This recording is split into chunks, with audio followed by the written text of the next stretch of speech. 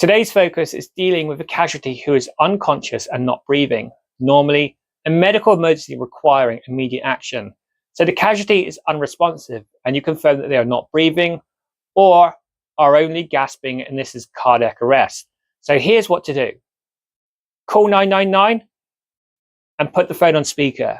Start CPR immediately. Place your hands in the center of the chest and begin compressions at a rate of 100 to 120 per minute, pressing down 5 to 6 centimeters.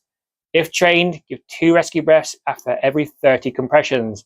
If not, continue with hands-only CPR. Ask someone to bring an AED if available and use it as soon as it arrives. Continue CPR until professional help arrives, the casualty starts breathing, or you are physically unable to continue. Immediate action is vital. CPR keeps oxygen flowing to the brain and organs, buying time until defibrillation or advanced care can take over.